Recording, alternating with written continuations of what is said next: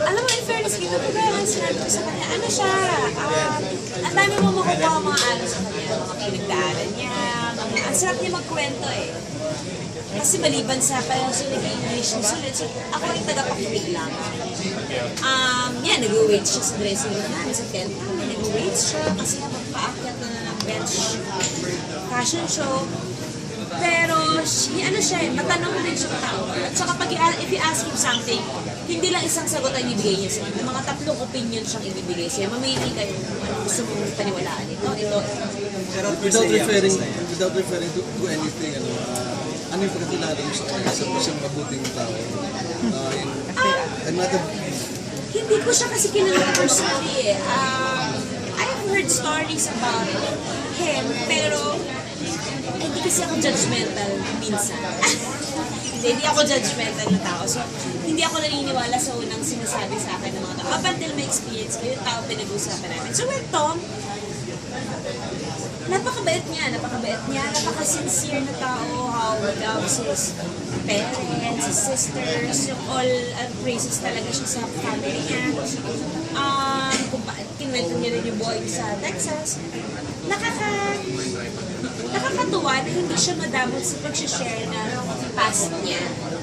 And yun mo ma-appreciate yun sa tao. Kasi makikita mo naman sila kanyang sincere na siya mag-live. With Tom, talagang nakita ko kung gaano siya ka-loyal sa isang girlfriend.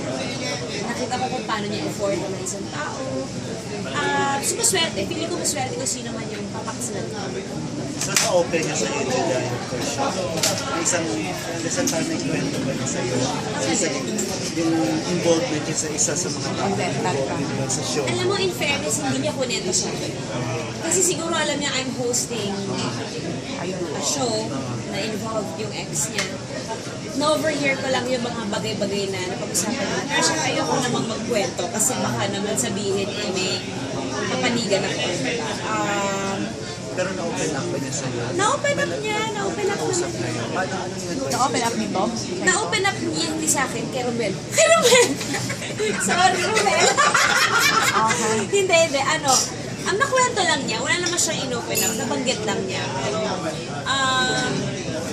Hindi ko ma-judge yung situation nila kasi baka, he said, she said the situation.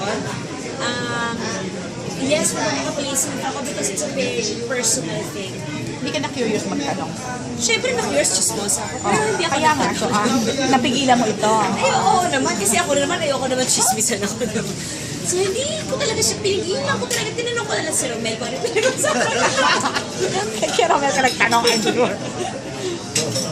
Pero hindi siya nag-invite sa iyo.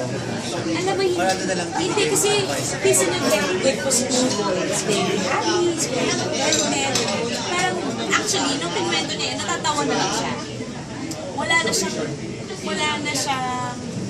parang wala na siyang badya ng pain or parang heartache. Wala na siya. Completely healed. He's very happy, he's very contented. And tinanong ko siya, sabi ko, may girlfriend ka? Someone's making me happy.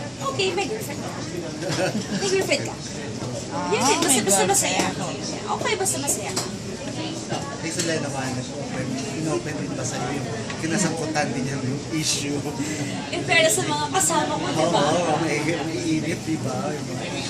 Alam mo, in fairness kay Solan, ganun din siya. Nagkikwento siya sa akin, natatawa-tawa na lang din siya. Sabi ko talaga pag nadaanan natin yung mga ganito, no? Yun na lang, napapag-usapan namin, napapagtawanan namin. Pero syempre, at the time that we were talking about it, hindi ka pa rin makapaniwala na, pwede pala yun? Ganun ba? Okay. So, punong-puno ng chikahan ng love story, Susan. Ayoko mag-reveal kasi baka hindi sila mag-trust sa akin.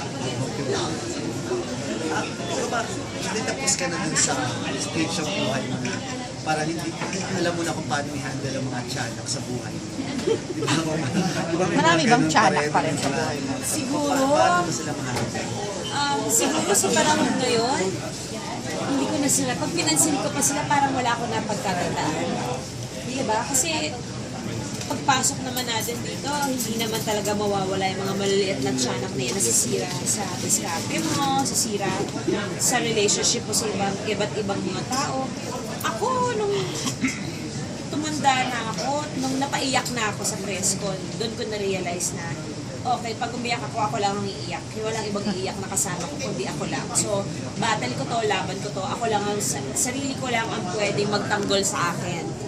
Ako lang naman din yung nakakaalam ng totoo. So, wala na, hindi ko na iniisip kung sasabihin ng mga tao. As long as I'm happy ang family ko, okay ang career ko, at may mga nininiwala pang mga tao sa akin. At malakas ang faith ko sa Diyos, okay ako.